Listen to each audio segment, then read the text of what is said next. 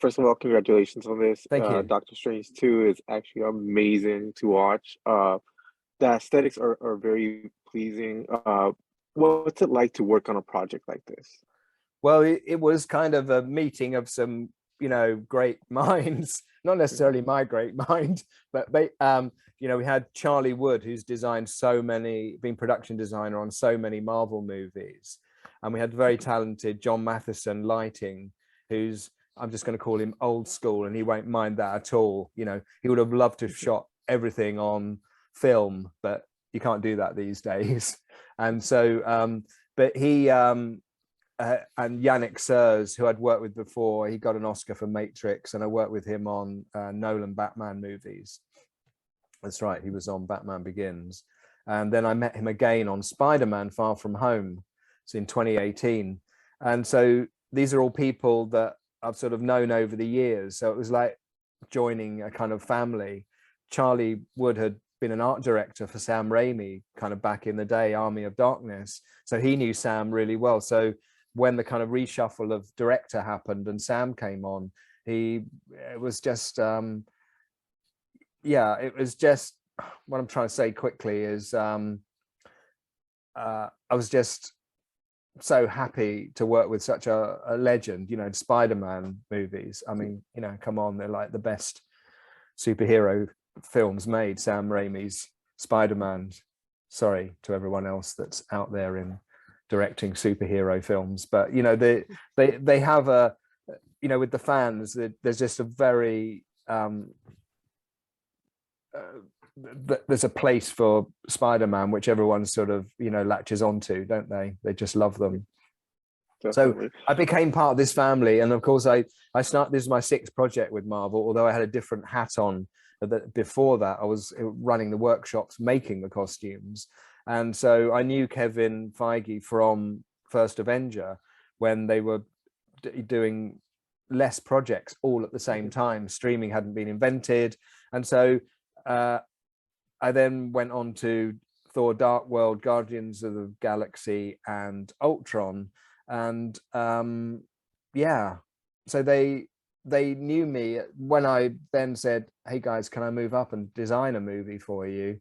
They went, oh yeah, sure. So it just kind of happened like that, because they all knew me, and it wasn't like it was just like joining their sort of big family. They're very loyal, and it's a very loyal and very talented and amazing visionary group to work for. Awesome. And with so much now movie history to base off on, and comic book history, how do you bring your own spin to creating the design for this movie?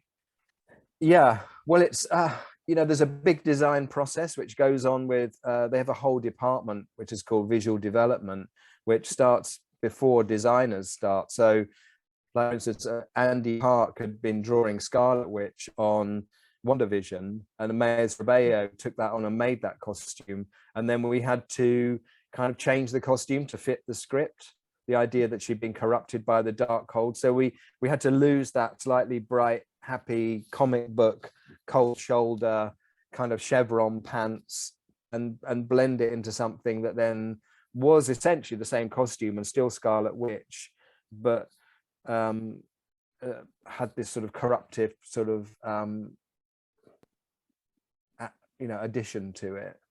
So it was a move forward. We couldn't go back to Ultron, we couldn't go back to Infinity War, where she had other like corseted jackets and kind of, or she always kind of wore black jeans and black pants. But we had to move forward in the superhero world, but take the essence of what was in WandaVision, but now create the sort of corrupted version of that.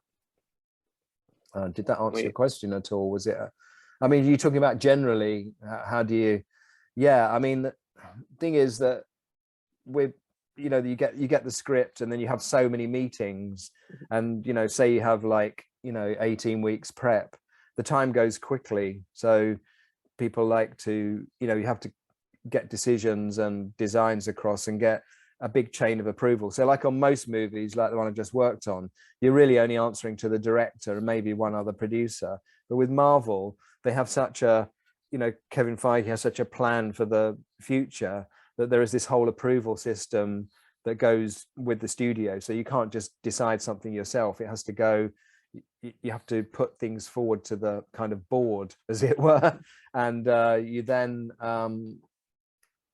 get things pushed through, you know, and then you're waiting on casting.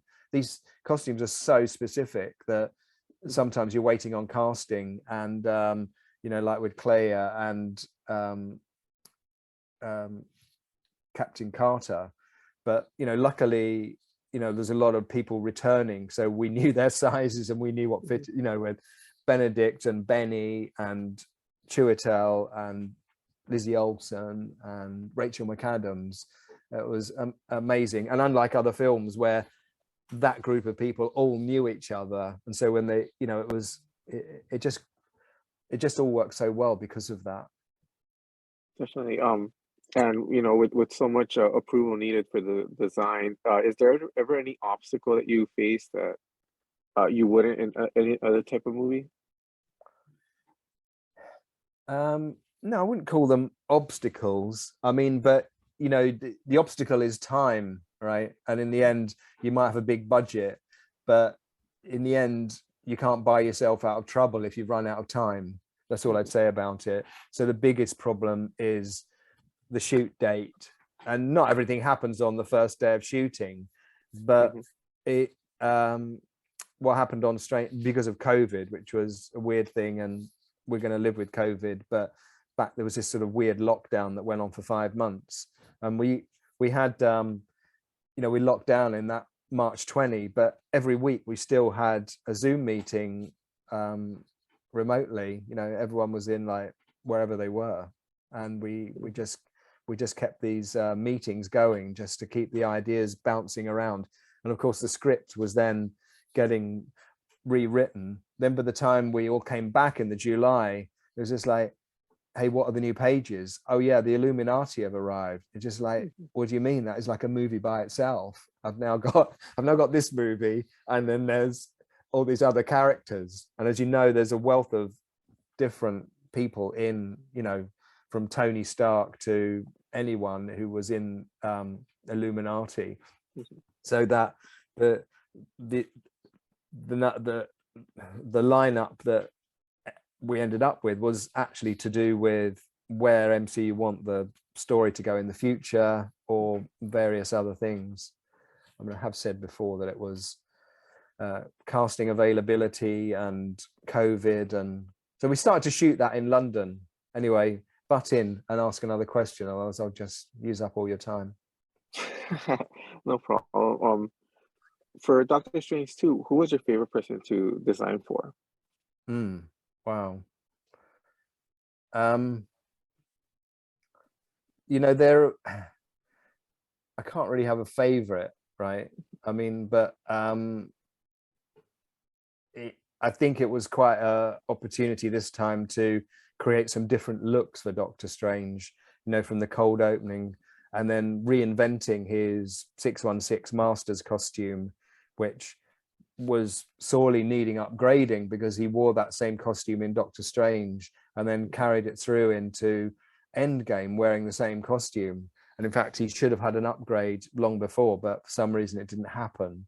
So that was a real blast, actually, having these different crazy story aspects of like the Defender then becoming the reanimated sort of corpse with his you know, all that sort of disintegrated horror makeup costume. So yeah, Doctor Strange. It's about Doctor Strange, so I'm going to say Doctor Strange. Awesome.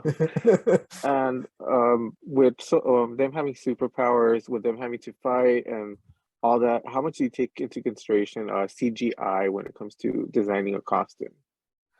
Yeah, well, in the end, CGI, you know, the visual effects guy, Yannick and Cindy, they would love it if they didn't have to kind of replace parts of costume because people can't move. So I've been mindful of that for a very long time now, and I think most of the things that I've made, people, you know, we've not had any problems with movement. when you fit people in a fitting room, actors, they can only really move around so much. They're not going to kind of do all their fight moves, but some of them do, and then you get notes like on footwear, and then they'll go to rehearsals and say, hey, I have to do this, can we improve the footwear so it has more kind of grip, or as I can bend my ankles more because I have to do this kick move now, and I can't do this roundhouse kick if I can't bend my ankle. So it's about having the time to refine those things. With all the wire work, like with Scarlet Witch, a lot of the time she wears the whole costume, and then depending on the wire rig, because when she's over camouflage, it was on this sort of 6-way wire, so they could move her in any direction at any time. And sometimes the costume, like the skirt, gets in the way of the wires, so you kind of have to move it, and then they'll replace it in post. But a lot of the time we just deliver stuff that can be used in camera.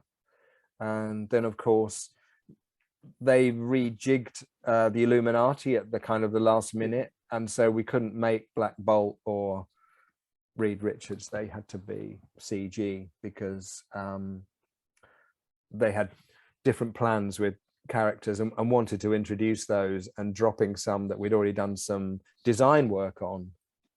So that's where that landed. Well, congratulations on this. Thank you. It was Thank a fantastic movie. It looked amazing. So you did an amazing job.